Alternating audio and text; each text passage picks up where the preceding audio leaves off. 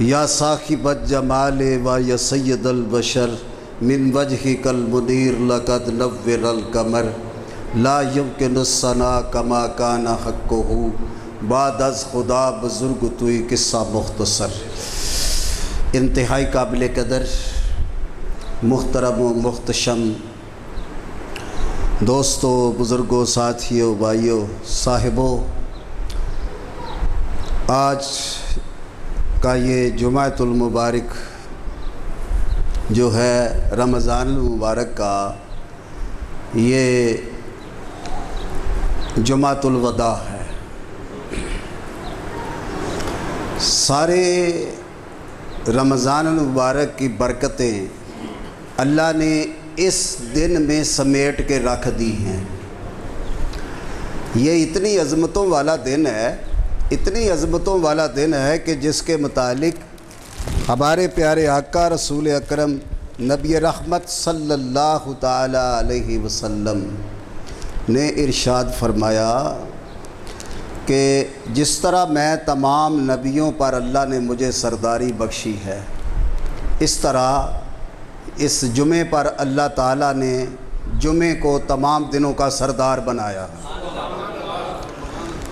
جس طرح میرے قرآن کو، میری کتاب کو ساری کتابوں کی سردار بنایا، اس طرح میری امت کو ساری امتوں کا سردار بنایا، اور میرے قرآن کو سردار بنایا۔ فرمایا سب سے بہتر میرا قبیلہ، میرا خاندان، سب سے بہتر میرا شہر اور میرا خاندان ہے۔ فرمایا اللہ تعالیٰ نے مجھے دنیا میں سب سے بہتر ترین جو خاندان ہے اس میں اللہ نے مجھے پیدا فرمایا۔ سارے قبائل سے بہتر بنی مضر کا تھا، بنی مضر سے پھر بنی کنانہ، بنی کنانہ سے بہتر پھر بنو ہاشم، اور اللہ تعالیٰ نے مجھے بنو ہاشم میں پیدا فرمایا۔ پھر مطلبی ہوں، ہاشمی ہوں، عبداللہ کا بیٹا ہوں۔ اللہ اکبر۔ حضور اپنے والد محترم کا نام بڑے فخر سے لیا کرتے تھے کہ میرے والد محترم کا نام اسم گرامی عبداللہ ہے، میری والدہ محترمہ کا نام سیدہ طیبہ طاہرہ آمنہ سلام اللہ علیہ۔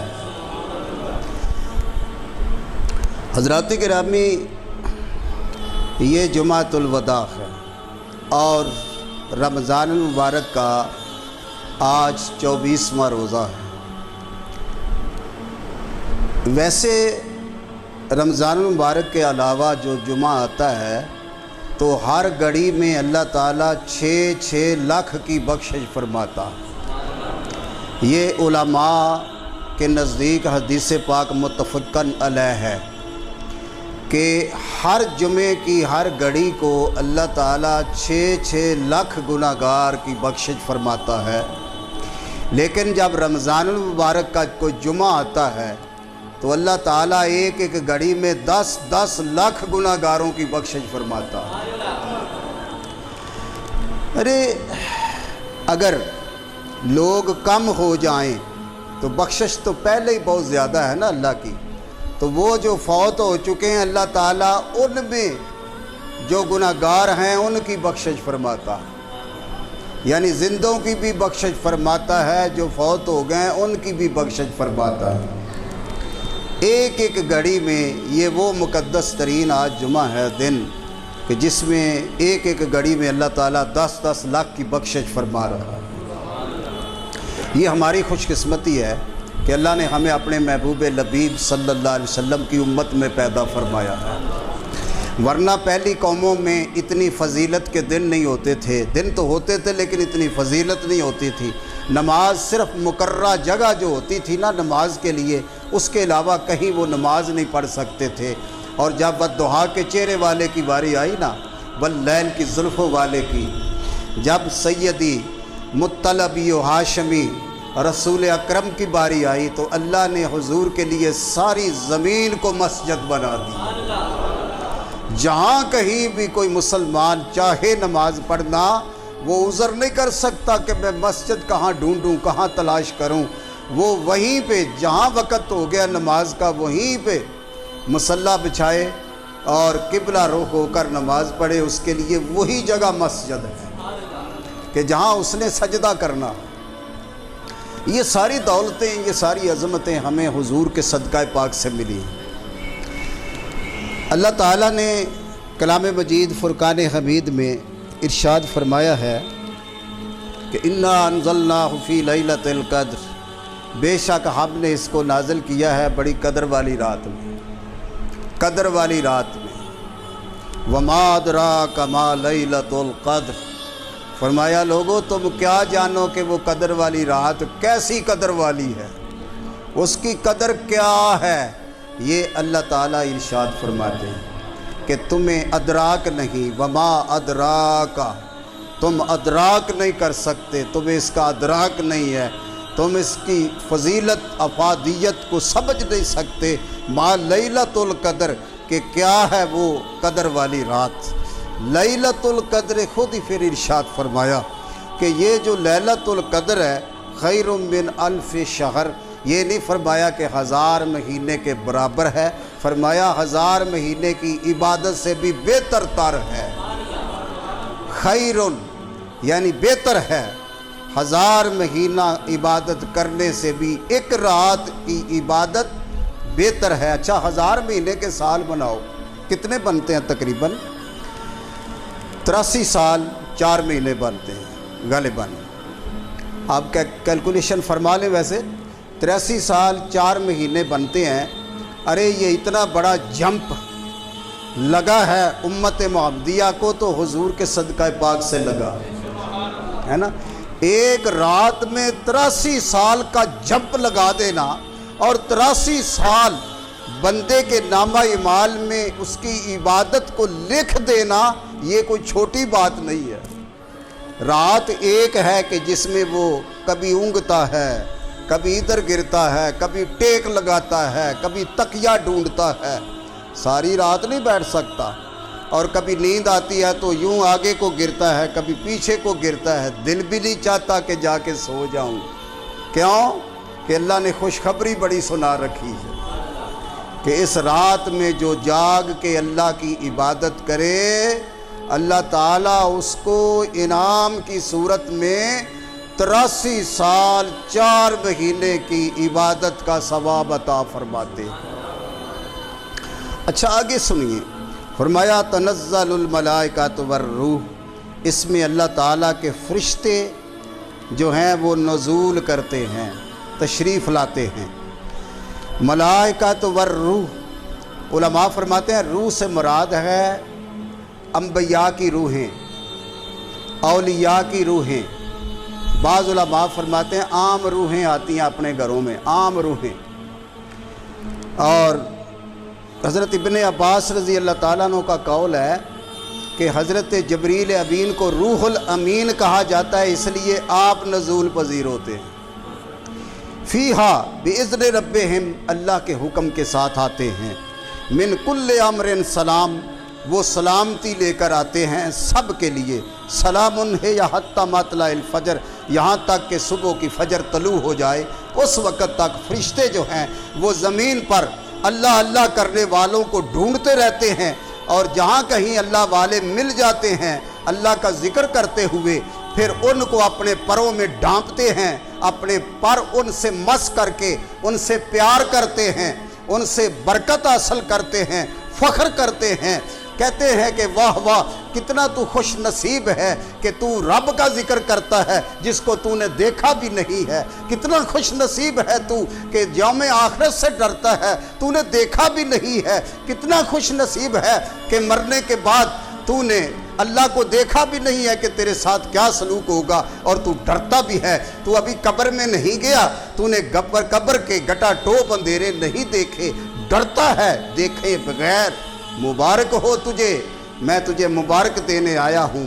فرمایا ساری رات اللہ کی عبادت کرنے والا بندہ، جبریل امین اس سے ہاتھ ملاتے، اپنے پر میں لے کر نا جبریل اس سے ہاتھ ملاتے اور کہتے ہیں تجھے مبارک ہو۔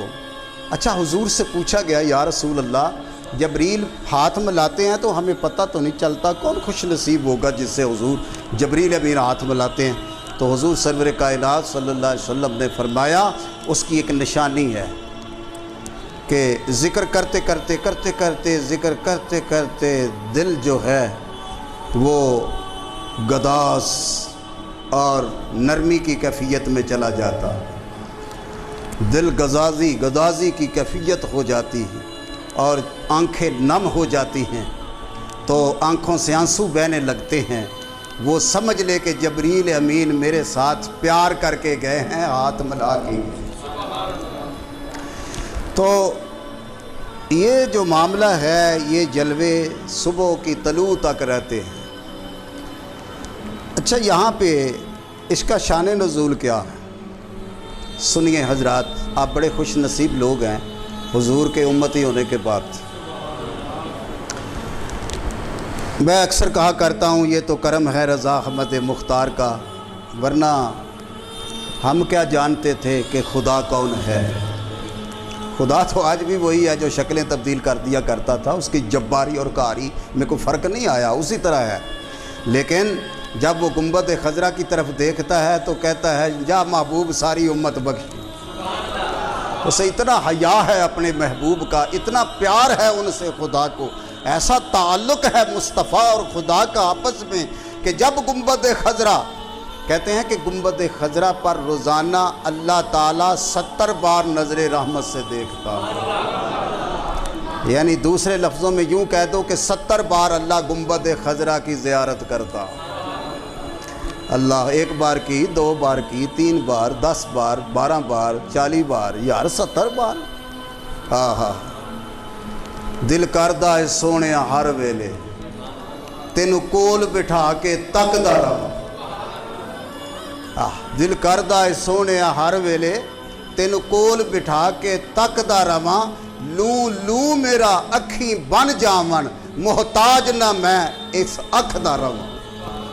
70 بار نظر رحمت سے. اور اللہ تعالیٰ رحمت کی برکھا برساتا ہے اپنے محبوب پر. اور برکھا کیا برستی ہے، وہ درود و سلام کے انوار آتے ہیں حضور کے گنبد. اللہ اکبر. تو امت کو بھی نوازا. حضور سرور کائنات صلی اللہ علیہ وسلم کی بارگاہ نور میں صحابہ کرام جلوہ فگن تھے، بیٹھے رہتے تھے جب تک حضور مسند شریف پر بیٹھے ہوتے. صحابہ کرام بیٹھے رہتے تھے. جب کبھی حضور یوں کرتے نا گود میں اپنی توجہ کرتے گود میں تو پھر صحابہ کرام رج کے دیکھتے، خوب دیکھتے حضور کو، خوب والدعا کے چہرے کی تلاوت کرتے، خوب کعبے کے کعبے کو دیکھتے، خوب قرآن کے پیشوا کو دیکھتے، خوب روح الامین کے پیر کو دیکھتے. لیکن جب حضور کی نظر ذرا اٹھ جاتی، کسی میں طاقت نہیں تھی کہ نظر بھر کے حضور کا چہرہ دیکھ لے، پھر چہرے جھک جاتے تھے. اللہ اکبر.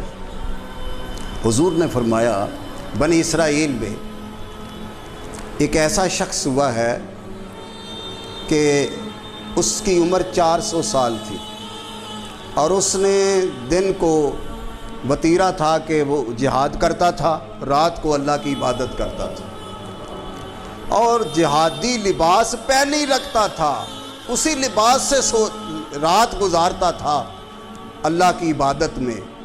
تو 400 سال اس کی عمر ہوئی جب سے اس نے ہوش سنبھالا.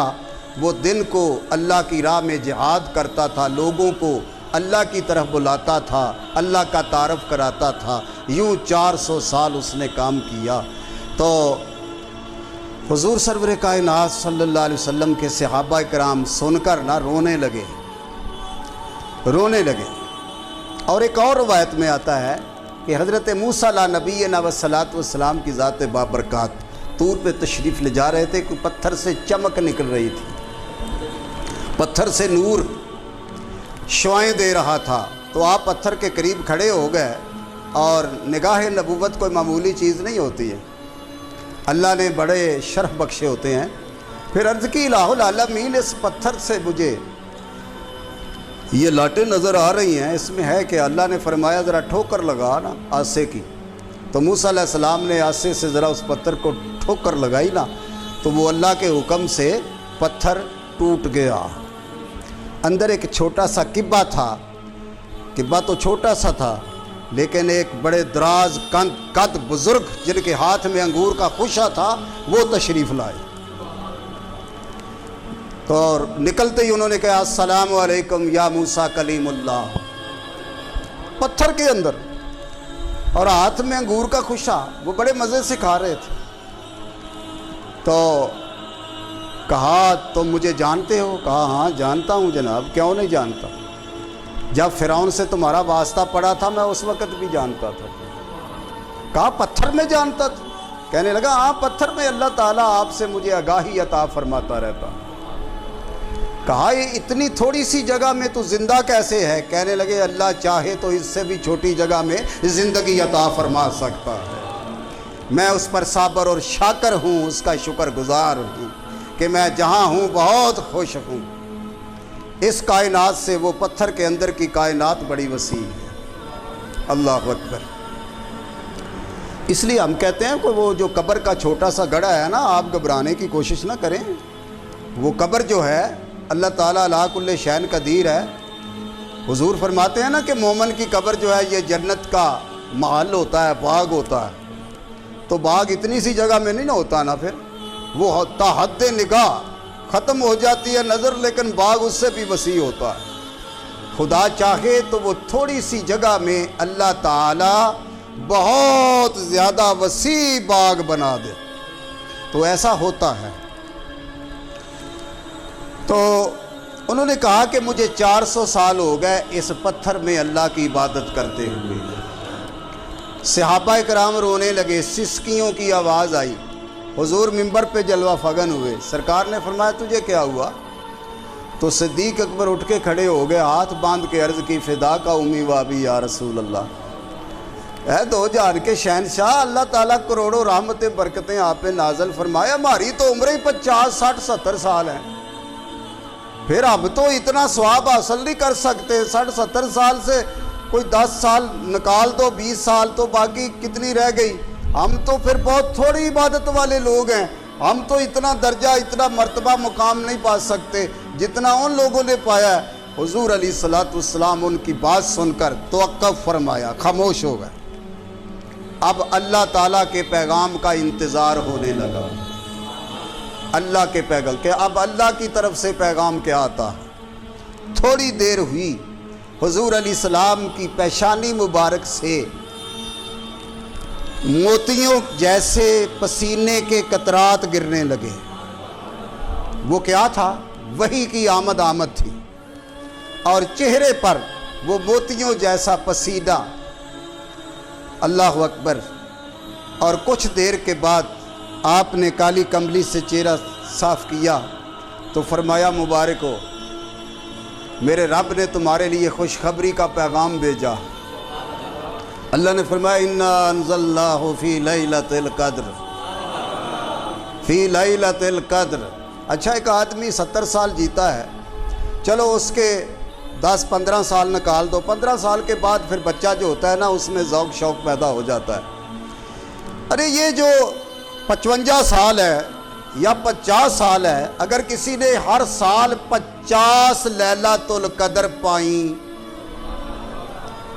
تو 50 کے ساتھ پھر اس کو ضرب دو 84 سے، 84 کو 50 سے ضرب دو تو اب دیکھو کہ کتنے سال کی عبادت تمہارے نامہ اعمال میں ہے جو صرف ایک رات جاگنے سے ملی، ایک رات جاگنے سے ملی۔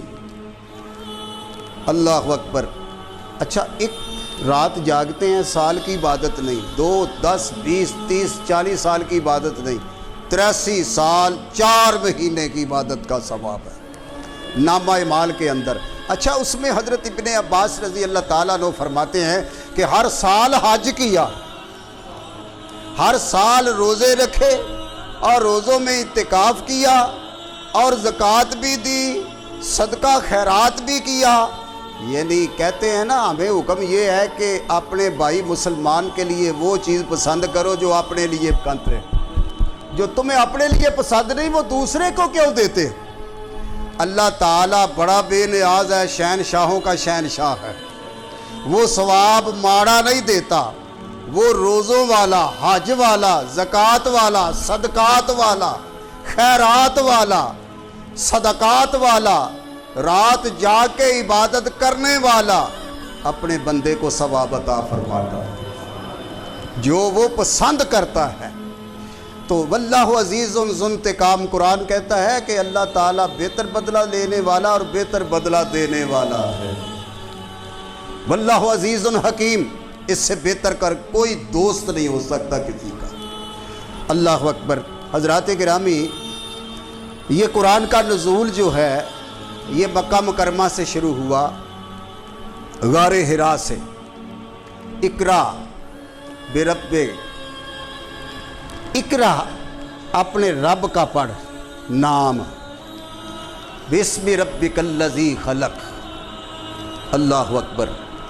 یہ بات ذرا لمبی ہے، وہاں سے شروع ہوا اور عائشہ صدیقہ کے حجرہ میں آ کر ختم ہوا، مدینہ منورہ میں۔ اور کمال کی بات یہ ہے کہ قرآن بھی عاشق رسول ہے، قرآن بھی، ایک میں اور تو ہی نہیں، قرآن بھی حضور کا عاشق ہے۔ حضور غار حرا میں ہے تو قرآن بھی غار حرا میں آیا ہے۔ حضرت موسیٰ علیہ السلام کو جب اللہ نے کلام سے نوازنا ہوتا تو حکم ہوتا موسیٰ طور پہ آؤ، آپ طور پہ جاتے، پھر حکم ہوتا جوتے نیچے اتار دو، یہاں میرا کلام نازل ہوتا ہے، اس لیے مقدس وادی ہے طوا، یہاں نیچے جوتے اتار آؤ۔ فاخلع نعلیک یا موسیٰ، موسیٰ اپنی نالین مبارکہ نیچے ہی اتار دو۔ کلیم اور حبیب میں فرق یہ ہوتا ہے کہ محبوب اگر عرش پر بھی جائے تو رب کہتا ہے سنے نالین ہی آ جا۔ اکبر۔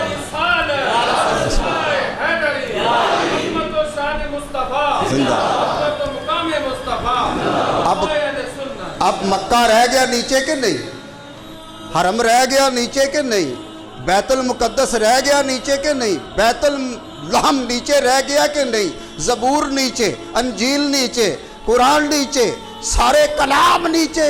اللہ تعالیٰ کو یہی منظور ہے کہ بے شک قرآن میرا کلام ہے، لیکن سب سے بلند مقام ہے تو وہ قدم مصطفیٰ کا مقام ہے۔ سب سے بلند مقام عظمت مصطفیٰ کا ہے، سب سے بلند مقام ناموس رسالت کا ہے، سب سے بلند مقام والضحیٰ کے چہرے کا ہے، سب سے بلند مقام واللیل بعد کی زلفوں والے کا ہے، سب سے بلند مقام وما ینطق عن الہویٰ کی صفت والے کا ہے، سب سے بلند مقام تاسین کا ہے، سب سے بلند مقام یاسین کے ہونٹوں والے کا۔ حضور نے عرشوں پر بلا کر یہ ثابت کر دیا، او بڑے بڑے لوگوں، دولتوں والوں، او تاجروں، او سخیوں، او بڑی عظمتوں والوں، آج دیکھو تمہارے سروں پر میرے یار کا قدم نہیں تو اور کیا ہے۔ تو ادھر امیر خسرو بول اٹھے، گر مل جائے نالے پا کے حضور، گر مل جائے نالے پا کے حضور تو سر پہ رکھ کے کہوں تاجدار ہم بھی ہیں۔ تاجدار عشق والوں کی کیا بات ہے۔ میر خسرو رضی رحمت اللہ تعالی علیہ خواجہ صاحب کے مرید ہیں، تو خواجہ صاحب کے پاس قوال آئے نا، ایک چھوٹی سی بات عرض کر کے آگے چلتے ہیں۔ تو قوالوں نے نا آپ کو کلام سنایا، تو انہوں نے ادھر دیکھا، جیب میں کوئی چیز نہیں تھی، تو وہ قوال کہنے لگے خواجہ صاحب لگتا ہے تمہارے پاس کچھ نہیں ہے۔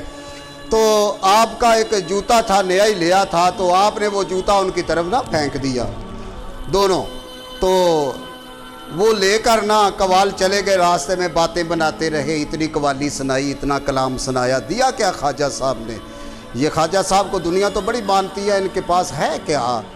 تو آگے سے نا وہ مرید خاص تشریف لا رہے تھے میر خسرو، تو انہوں نے قافلے والوں کا نا روک لیا، کہنے لگے ذرا رک جاؤ، میں نے تم سے کوئی بات کرنی ہے۔ وہ کہنے لگے جلدی کرو، ہمیں منزل پہ جانا ہے، دن غروب ہو رہا ہے۔ وہ کہنے لگے مجھے تمہارے قافلے سے اپنے مرشد کی خوشبو آ رہی ہے، اپنے مرشد کی خوشبو آتی ہے۔ یہ خوشبو ان کو آتی ہے جن کو عقیدت و محبت ہو پیر خانے سے، جن کو اپنے پیر کی عظمت کا ہی نہیں پتہ، وہ لفظ پیر کی کا تعارف ہی نہیں جانتے، ان بیچاروں کو کیا ان کے پاس سے گزر جائے انہیں کوئی توجہ نہیں ہوتی۔ تو حضرات گرامی، ماننے والے ہی ہمیشہ کامیاب ہوتے ہیں۔ یہ ہاتھوں میں ہاتھ دینے دیا اور بس باقی سب خیر صلاح چھوڑ دیا، یہ کوئی معاملہ نہیں ہے۔ ہاتھوں میں تو روز ہم ایک دوسرے کے ہاتھوں میں ہاتھ دیتے ہیں، یہ کوئی معاملہ نہیں ہے۔ معاملہ ہے ماننے کا، جاننے کا بھی نہیں ہے، ماننے کا معاملہ ہے۔ تو تم سے مجھے اپنے پیر کی خوشبو آ رہی۔ وہ کہنے لگے، مسکرا پڑے، ایک دوسرے کی طرف دیکھنے لگے۔ ایک قوال نے کہا، جی ہاں وہ گئے تھے، بڑی دیر تک وہ کلام سنتے رہے، آخر ان کا ایک جوتا پڑا تھا، ہم نے کہا یہی دے دو، تو وہ انہوں نے دیا، وہ ہم نے رکھ لیا ہے۔ تو ایک قطار تھی لمبی ان کے پاس اونٹوں کی، ان کے اوپر نا گلہ لدا ہوا تھا، گلہ لدا ہوا تھا، گلہ۔ اچھا انہوں نے کہا کہ اچھا اس طرح کرو کہ وہ جوتا مبارک مجھے دو۔ انہوں نے نکال کے نا جوتا مبارک ان کے پیر کا دے دیا، تو انہوں نے نا وہ پہلے اونٹ کی مہار ان کے ہاتھ میں دے دی۔ یہ تقریباً کو 70 اونٹ تھے جن پر گلہ لادا ہوا تھا۔ انہوں نے 70 اونٹوں کی لائن کی مہار ان کے ہاتھ میں دے کر کہا، سر پہ رکھ کے اوپر سے دستار باندھ لی، کہا رب کعبہ کی قسم، آج جو مجھے خوشی ہو رہی ہے مرشد کا جوتا سر پہ رکھ کر تاج بنانے پر، یہ 70 اونٹ خرید کر اور تجارت کے لیے لے جا کر نفع کمانے پر اتنی مجھے خوشی نہیں ہے جتنی خوشی اپنے مرشد کا جوتا سر پہ رکھنے سے مجھے ملی۔ تو ادھر پھر پکار اٹھے نا، گر ملے نالے پا کے حضور، تو سر پہ رکھ کے کہیں گے تاجدار ہم بھی۔ حضرت بلال نے کہا تھا، وہ حضور کا جوتا مبارک جولی میں رکھ کے بیٹھے ہوتے تھے، جب حضور باہر جاتے تو پھر وہ آگے رکھ دیتے، تو جاڑ کر آپ کی جوتا مبارک کی خاک جو ہے نا نالائن پاک کی بلال اپنے پاس سنبھال کے رکھتے تھے۔ لوگ لینے جاتے تھے، بڑے بار پہ پڑ جاتے تھے، میں نے نہیں دینی، تو لوگ کہتے تھے یار 2 اونٹ لے لو، تھوڑی سی وہ سرکار کے نقش پاک کی خاک، 2 اونٹ لے لو۔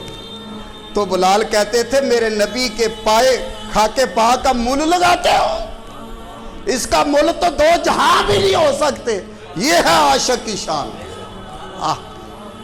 ادھر تو ایمان ٹگے ٹگے پہ بکتا۔ اللہ اکبر۔ حضرات پھر جبریل امین نے خوشخبری سنائی۔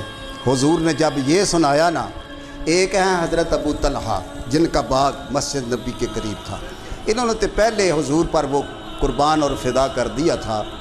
ایک ہے حضرت عبداللہ بن زبیر، ان کا باغ تھوڑا دور تھا، وہ اٹھ کے کھڑے ہو گئے، عرض کی حضور اتنا بڑا مرتبہ، اتنا بڑا مقام ہمیں ملا ہے، یا رسول اللہ میں آپ پر قربان جاؤں، وہ جو باغ ہے نا وہ میں آپ کے لیے اور اللہ کے لیے، اللہ اور اللہ کے رسول کی رضا کے لیے وقف کرتا ہوں۔ جیسے یہاں کوئی نعت پڑھتا ہو نا، نعت، آپ تو بہت ٹھنڈے لوگ ہیں نا، یہاں کوئی نعت پڑھتا ہو نا تو اٹھ کے عشق والے جو ہیں نا وہ اپنی دولت نشاور کرتے ہیں، دولت نشاور کرتے ہیں۔ انہیں پوچھو کیوں کرتے ہو تو پھر وہ تمہیں بتائیں گے۔ تو یہ جو تھے نا عبداللہ بن زبیر، انہوں نے وہ باغ جو تھا وہ 3 کنال کا، کھجوروں کا، انگوروں کا، وہ اللہ کی راہ میں وقف کر دی۔ گھر گئے تو گھر والوں کو سنایا نا تو گھر والے خوش ہو گئے۔ بیوی جو تھی خوش نصیب، وہ کہنے لگی میں نے بھی حضور کی بارگاہ میں جانا، میں بھی جاؤں گی۔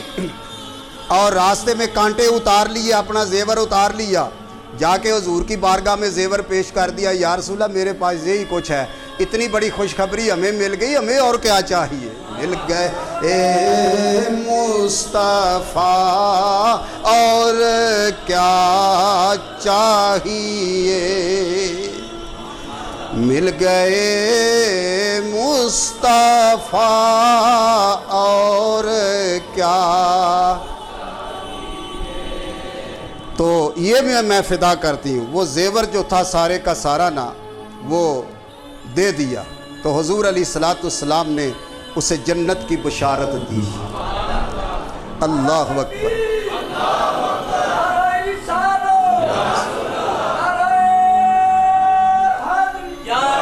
وعد اللہ الذین آمنوا وعملوا الصالحات منہم مغفرۃ واجرا عظیما۔ اللہ فرماتا ہے محبوب آپ وعدہ کر رہے ہو، یہ میں ہی وعدہ کر رہا ہوں۔ جو آپ وعدہ فرما رہے ہیں نا ان سے جنت کا، یہ آپ ہی نہیں فرما رہے، یہ میں ہی کہہ رہا ہوں۔ تیرا ہاتھ رب اپنا ہاتھ تھا کے وما ینطق عن الہوا، تیرا بولنا رب اپنا بول۔ اللہ اکبر۔ حضرات یہ قرآن اللہ فرماتا ہے ہم نے اتارا لیلۃ القدر کی رات میں۔ اچھا کہاں اترا؟ قرآن تو اترا 23 سال میں، لیکن رب کہتا ہے ہم نے لیلۃ القدر میں اتارا۔ کہاں اترا؟ یہ لوح محفوظ پر اللہ تعالیٰ نے اپنا کلام اتارا۔ لوح محفوظ پر یک بارگی یہ سارا قرآن اتارا۔ آگے پھر ضرورت کے مطابق تدریجن تھوڑا تھوڑا ضرورت کے مطابق اللہ تعالیٰ اس کو نازل کرتا رہا۔ تو اللہ نے کب نازل کیا لوح محفوظ پر اس کو؟ اس دن رات کیا تھی؟ لیلۃ القدر۔ فرمایا وہ قدر والی رات ہے جس دن ہم نے نازل کی۔ اور بعض روایات میں آتا ہے کہ جس دن پہلی وحی حضور پر آئی نا، اس دن بھی یہ 27ویں کی رات تھی، 27ویں کی رات تھی رمضان المبارک کی، لیکن وہ ابھی روزے فرض نہیں ہوئے تھے۔ روزے تو فرض ہوئے مدینہ منورہ میں 2 ہجری میں، ہجرت کے دوسرے سال روزے فرض ہوئے، اور حضور کی زندگی میں 9 رمضان شریف آئے ہیں۔ کتنے آئے ہیں؟ 9 رمضان شریف حضور کی مبارک ظاہری زندگی میں آئے، اور ہجرت کے دوسرے سال یہ جو ہے نا رمضان شریف اس کے روزے فرض ہوئے۔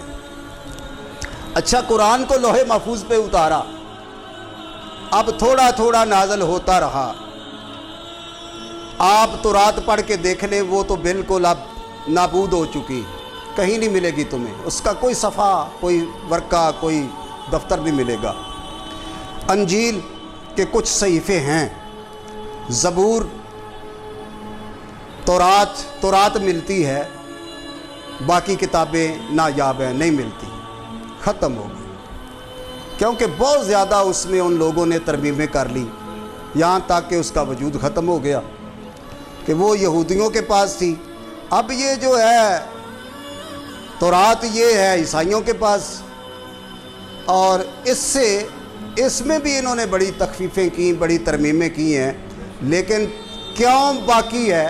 اس لیے بقایا ہے کہ اس کتاب میں وہ پہلی کتابوں کا علم موجود ہے، اور پہلی کتابیں بے شک نہیں ملتی، ان کا علم اس میں موجود ہے۔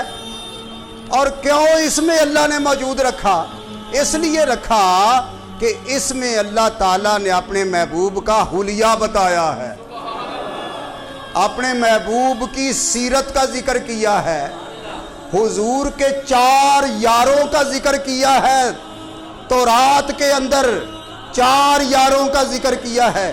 صدیق اکبر جب گئے نا تجارت کے لیے ملک شام، تو بحیرہ نامی جو تھا نا، اس نے چہرہ دیکھا تو کہنے لگا ادھر آؤ نا ذرا نوجوان، ادھر آؤ، یہ بتاؤ کہ تم کہاں سے آئے ہو؟ تو آپ تھوڑا نا سوچ میں پڑ گئے کہ اس نے مجھے کیا کہنا ہے، تو وہ خود ہی کہنے لگا مکے سے تو نہیں آئے، کہنے لگے جی مکے سے آیا ہوں۔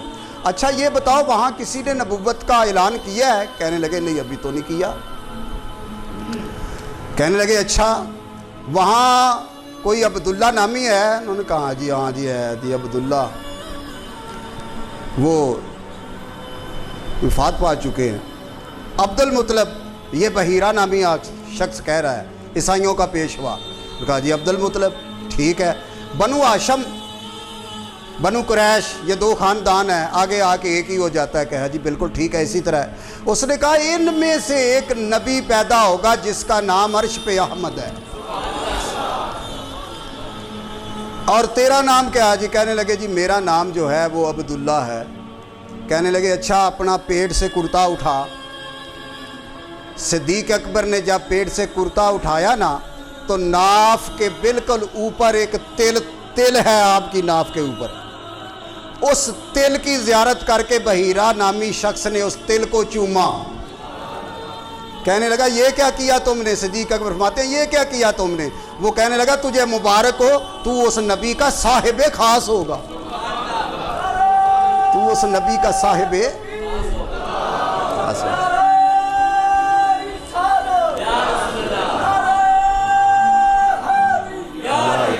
یعنی اچھے سنگ ترے، میرا خیال ہے آپ شاید نہیں سمجھے، کوئی پیر والا سمجھتا ہے، پیر والا، جس کا پیا ہی کوئی نہیں اس بیچارے کو کیا خبر۔ اچھے سنگ ترے، جو اچھے لوگوں کے ساتھ اپنا تعلق رکھتے ہیں نا، وہ تر کے رہتے ہیں، وہ ڈوب کے نہیں جاتے کہیں، وہ تر کے رہتے ہیں، اچھے سنگ ترے۔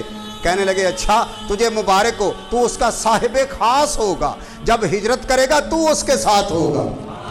اور تجھے ایک اور بات بتا دوں کہ جب وہ دنیا سے رحلت کرے گا اس کے مزار کے ساتھ تیرا مزار ہوگا۔ یہ میرے نبی کی عظمت ناموس رسالت اور یہ ساری چیزیں تورات میں موجود ہیں، اس لیے یہ تورات موجود ہے کہ اس میں حضور کی صفتیں ہیں، حضور کی تعریفیں ہیں۔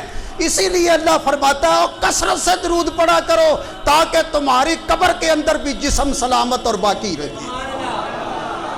محمد کے غلاموں کا کفن میلا نہیں ہوتا، دفن میلا نہیں ہوتا،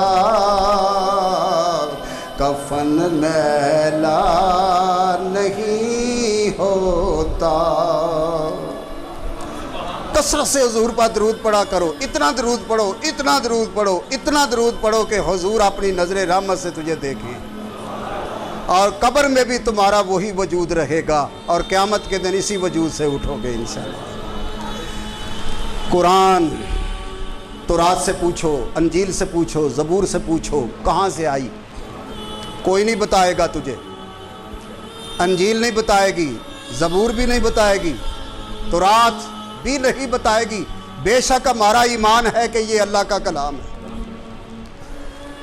اب انہوں نے رہنے نہیں نہ دیا، یہ الگ بات ہے، لیکن ایک قرآن ہے کہ یہ سارا عطا پتہ بتاتا۔ اچھا یہ بتاؤ کہ تم نازل ہونے سے پہلے کہاں تھے؟ قرآن سے پوچھا، قرآن نے کہا فی لوح محفوظ، میں آنے سے پہلے لوح محفوظ پہ جلوہ گر تھا۔ اچھا تجھے کس نے بھیجا یہاں؟ خود تو نہیں آ گیا اپنی مرضی سے؟ قرآن نے کہا نہیں نہیں، میری کیا مجال ہے، تنزیل من رب الرحیم، مجھے اس رحیم مالک رب نے بھیجا ہے جس کے قبضہ قدرت میں ساری کائنات ہے، اس کے حکم سے آیا ہوں۔ اچھا یہ بتاؤ کہ کس پہ آئے ہو، نازل کس پہ ہوئے؟ ایک فرقہ ہے نا جو کہتا ہے یہ تو قرآن آنا تھا اصل میں مولا علی پر، جبریل کو بلیکھا لا گیا۔ قرآن سے پوچھو کس کی طرف آیا ہے؟ قرآن کہتا ہے وَنُنَزِّلُ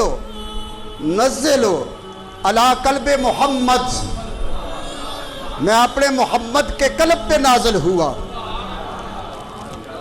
اچھا قرآن جی یہ بتاؤ تمہارے آنے کی کوئی غرض و غایت، کوئی مقصد؟ کوئی بندہ کہیں جاتا ہے تو کسی مقصد کے لیے جاتا ہے۔ میں لاہور جاؤں تو مقصد یہ ہوتا ہے کہ داتا حضور کے زیارت کروں گا، مدینہ منورہ جاؤں گا تو گنبد خضرا کی زیارت، کو مقصد ہوتا ہے۔ تیرا مقصد آنے کا کیا ہے؟ اس نے کہا میرا مقصد آنے کا ہے ہدی للناس، کہ لوگوں کو میرے ذریعے سے ہدایت ملے۔ اس نے کہا اچھا ماشاءاللہ ماشاءاللہ بہت خوب، اچھا تمہارا نام کیا ہے؟ اس نے کہا قرآن مجید، فرقان حمید، میرا یہ نام ہے۔ اچھا یہ بتاؤ کہ کون سے مہینے میں آئے؟ تو قرآن نے کہا شہر رمضان الذی انزل فیہ القرآن، میں قرآن ہوں، میرا نام قرآن ہے، میں رمضان کے مہینے میں آیا۔ عطا پتہ۔ اچھا راستے آپ رات کو اسٹیشن پہ اتریں، پھر آگے سے چل کر آپ کو گھر میں آنا پڑے تو رات کے اندھیرے میں اگر سپاہی پوچھ لیں کہ تو کدھر سے آیا ہے تو بتانا تو پڑتا ہے نا. اگر صحیح آٹا پتہ نہ بتائے گا تو پھر ملزم تو ہوگا ہی نا, مجرم بھی ثابت ہو جائے گا. پھر تو یہ صحیح نہ بتائے, اگر صحیح بتائے تو پھر پولیس والے کچھ نہیں کہتے, وہ سمجھتے ہیں کہ یہ ادھر کا ہی رہنے والا ہے, یہ ادھر کا ہی رہنے والا ہے. اچھا یہ بتاؤ کہ تم رمضان کے مہینے میں نازل ہوئے, اب یہ بتاؤ کہ دن کو آئے کہ رات کو آئے؟ تو قرآن نے کہا لیلۃ القدر, میں بڑی قدر والی رات میں آیا تھا. ہم نے پوچھا وہ کتنی کو قدر والی ہے؟ جمعرات تھی, سوموار تھا, جمعہ تھا, جمعے کی رات تھی. کہنے لگا نہیں تھی رات, لیکن تھی بڑی قدر والی. کہا وہ کتنی کو قدر والی تھی؟ تو اس نے کہا خیر من الف شہر, وہ اتنی عظیم رات ہے کہ اس رات کو کوئی جا کے عبادت کرے تو اللہ تعالیٰ 1000 مہینے سے بھی افضل ترین عبادت کا ثواب عطا فرما دیتے ہیں. 1000 مہینے سے بھی زیادہ, 83 سال 4 مہینے سے بھی زیادہ ثواب جو ہے اس کی فضیلت عطا فرما دیتے ہیں. میں اس رات میں آیا ہوں, میں قدر والا ہوں, میں قدر والی رات میں آیا ہوں, میں قدر والا ہوں, میں قدر والی. اچھا قدر والے نے بھیجا, قدر والی جگہ لوح محفوظ پہ اترا, پھر قدر والا لے کے آیا. کون؟ جس نے 1,00,000 کئی ہزار انبیاء کی زیارت کی. 1,00,000 کئی ہزار انبیاء کی زیارت کی, وہ بھی قدر والا. قدر والے نے بھیجا, قدر والا آیا, قدر والا لے کے آیا, قدر والی جگہ پہ ٹھہرا رہا, پھر قدر والا قدر والے کے پاس لے کر آیا. نزل علی قلب محمد صلی اللہ علیہ وسلم. وہ تو رات ہی 1000 مہینے کی عبادت سے بہتر ہے جس رات میں آیا تھا. اچھا جی, جب تم پہلی بار آئے تو دن تھا کہ رات؟ تو قرآن نے کہا رات. لوگ سو رہے تھے, ایک محبوب جاگتا تھا.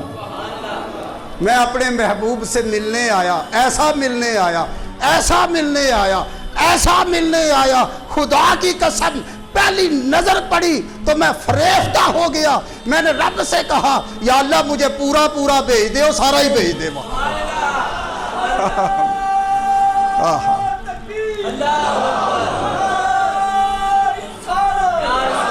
مجھے پورا بھیج دے, مجھے پورا ہی بھیج دے. جیسے ہم کہیں صدر پاکستان سے جی ہمیں مدینہ ہی بھیج دے, ہمیں باسی بنا دے مدینے کا, ہمیں رہائشی بنا دے مدینے کا, ہمیں وہاں ایک چھوٹا سا مکان دے دے, ہم نے ادھر نہیں آنا, ہم نے ادھر ہی رہنا ہے. قرآن نے کہا میں نے زلف مصطفیٰ سونگی, میں نے بددعا کا چہرہ دیکھا, اب جنت سجتی نہیں ہے مکھڑا مصطفیٰ کے سامنے, اب وہی رہوں گا. اچھا ایک اور بڑی بات, موسیٰ علیہ السلام طور پہ جاتے تھے کتاب لینے کے لیے, لیکن حضور کہیں نہیں جاتے تھے. حضور آج کوئی نقش بندی ہے, کوئی نشاہی ہے, کوئی قادری ہے, کوئی سروری ہے, کوئی چشتی ہے, کوئی حیدری ہے, یہ سلسلے ہیں بزرگوں کے نام سے چلے. قرآن نے بھی ایک سلسلہ چلایا, قرآن نے بھی ایک. اچھا یہ بتاؤ تم مکی ہو کہ مدنی ہو؟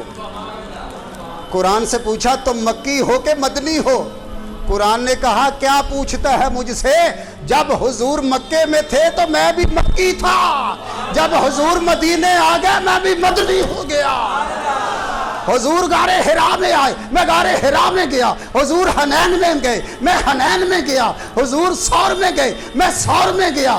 حضور بدر میں گئے, میں بدر میں گیا. میرے آقا تبوک میں تھے, میں تبوک میں گیا. میرے آقا جہاں بھی تھے وہاں ہی گیا. میرا آقا مکے میں تھا, میں مکے میں پیچھے آتا رہا.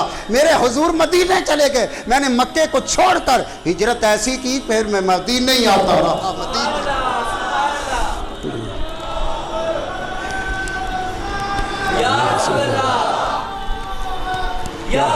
مکھڑا وکھاؤ مکی مدنی, مکھڑا وکھاؤ مکی مدنی, در پہ بلاؤ مکی मक्की मदनी, मुखड़ा खाओ मक्की मदनी।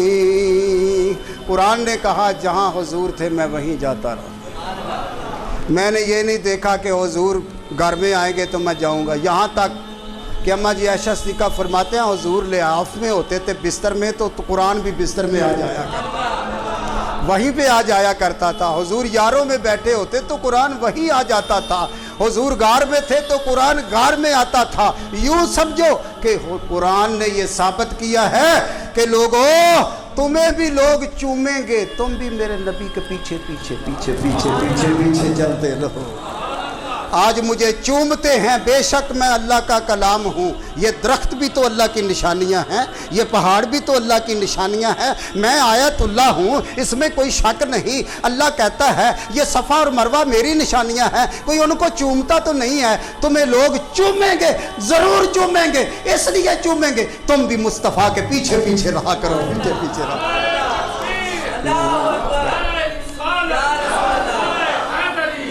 कुरान कहता है, कुरान कहता है, हक जारी। कुरान कहता है, कुरान कहता है, मैं नहीं कहता, कोई फ़िलासफ़र नहीं कहता, कोई मंतकी फ़लसफ़ी नहीं कहता। कुरान कहता है फत्ताबिऊनी युहब्बिबकुमुल्लाह। तुम मेरे नबी के नक्शे कदम पे चलो पीछे पीछे, जैसे हुजूर चलते हैं, जैसे बोलते हैं, जैसे नमाज पढ़ते हैं, जैसे हज करते हैं, जैसा उनका प्यार था ऐसा प्यार अपना लो, उस तरह उनके पीछे पीछे नक्शे पा पे चलो।